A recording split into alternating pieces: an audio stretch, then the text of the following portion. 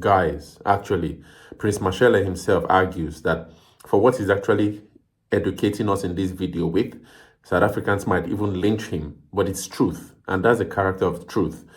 You see, in the wake of this whole problem now between the ANC and the Afrikaner community, and, you know, I think I saw a video today with the ANC spokesperson, I don't remember her name now, but arguing about how, you know, Afrikaners, I think AfriForum and one other organization anyway, I'm still trying to really understand that they should be blamed for the damage that has actually been impinged on South Africa with the cutting of aid and all of that. You know, I'm slowly becoming interested to really understand the contribution of the Afrikaner community to South Africa and all of that. And that's why I think this video by Prince MASHELE is really interesting because, first of all, he actually argues really boldly, without any fear, that the ANC has gone mad, all right? And this is actually part of the discussion he has with Sizwe and Pofu Welsh, really educational, really academic discussion, top-notch, really high for, I think, if possible, people who are able to reason and think, not with emotions, because I see a lot of South Africans coming to the comments here, really bringing emotions. Here on Kwazemi, we don't think with emotions. We think with, you know, with our minds, with logic, all right?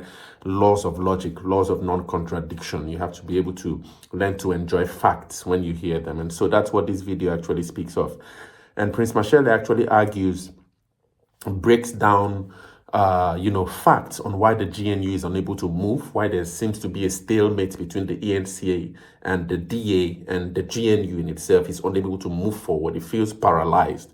And until there's a sort of like not like a balance of forces, but an outright pull of the forces, either to the right or to the left or to the centrist, that's when we're going to be able to see sustainable, you know, forward movement in South Africa, either forward or backwards, all right? So this is his argument that the ANC and the DA are kind of like in a really stalemate. It's really interesting, powerful fact he speaks about. One can feel that there's a certain relief in the country. The election is over. There's a new government. At least now we can all go forward.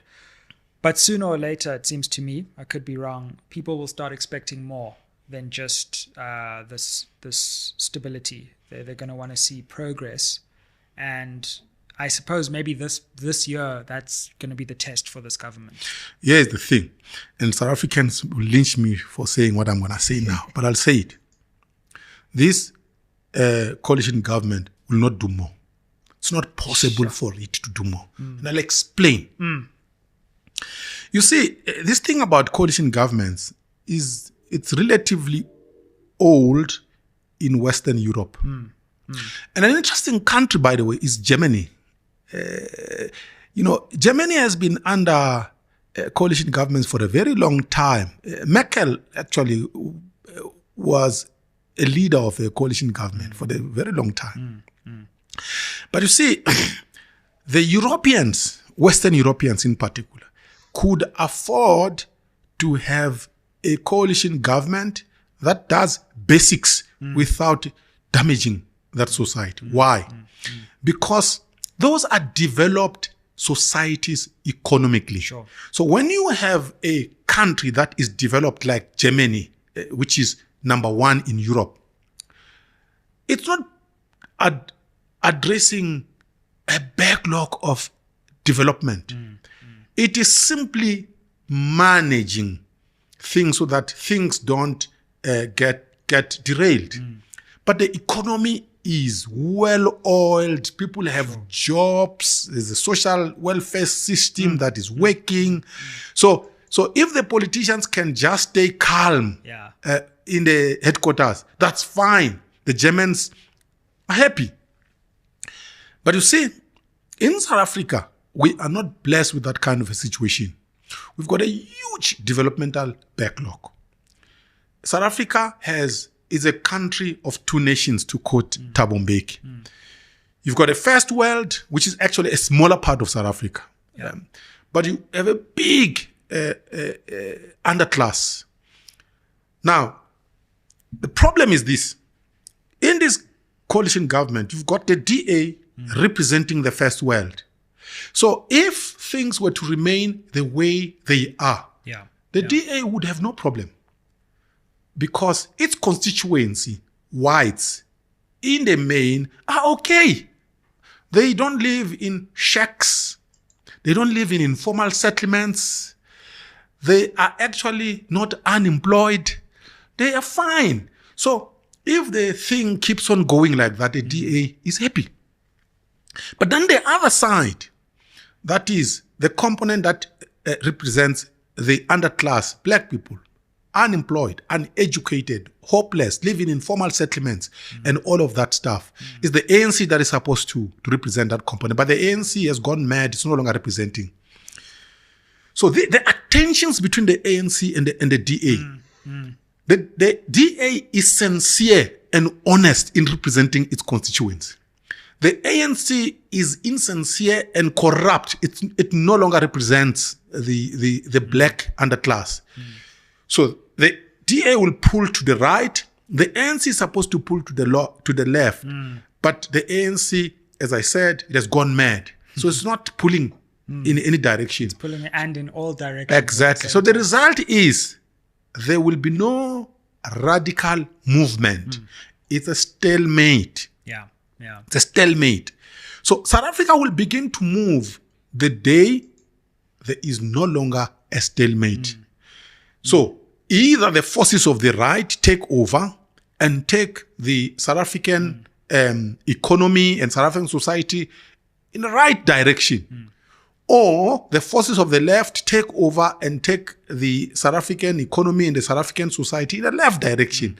That's when we're going to see movement. Or you have a centrist force that emerges that is going to take South Africa in a centrist direction. But this is not going to happen, not in the next 15 to 20 years. South Africa will be governed by a coalition government for a minimum of 15 years going forward. And what does that mean? Another prediction here. Hey? Yeah, it means that all the problems that we're grappling with of unemployment, lack of economic growth, will be with us for at least 15 years. And one of the parts of the video that really interests me is how he mentions how the ANC has broken the backbone of the South African economy. And, this is not in a derogatory way, I think he mentioned, but he actually speaks about what really is the backbone of the South African economy. And it's actually Eskom. According to Prince MASHELE, he argues that, Eskom served like a basis to really build the economy in that, like I mentioned in my last video, Jan Smuts, and I'm going to be doing a new historical study on Jan Smuts and to really understand how, the whole from 1948 onwards, how the build-up of South Africa's major sectors, Transnet, and all of that really were built. But he actually argues that Eskom became the backbone of South Africa's economy, and upon Eskom, multiple services were built to provide cheap services for South Africa and really grow the economy. That this was the logic the Afrikaners had.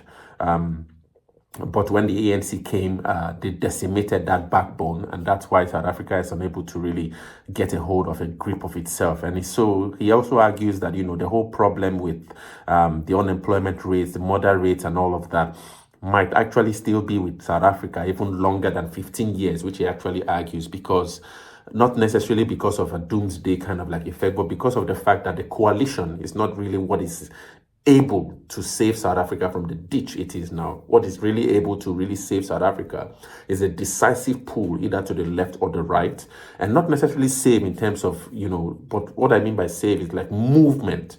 All right. So if coalitions then become the glue that would lead South Africa forward, then it actually, according to him, South Africa is just going to still be stagnant at one spot for the next 15, 20 years. And in light of this whole offer by Donald Trump to the Afrikaners and all of that, I see a lot of your comments, many channels and even on this channel asking, should we take this offer? Should we not take this offer? I think it's a really difficult, complex issue to really handle because, leaving your land where you've grown up all your life to become a refugee it's a difficult decision to take and to make, you know. So I don't know, but anyway, this video by Prince MASHELE really opens my eyes to a lot of things about South Africa, a lot of things about the Afrikaners, a lot of things about the ANC's leadership in South Africa, and how possibly there has to be a radical shift to really save South Africa. Let's quickly listen to MASHELE in this discussion he has with Sizwe Mpofu Welch, really excellent communicator, and share your thoughts in the comments.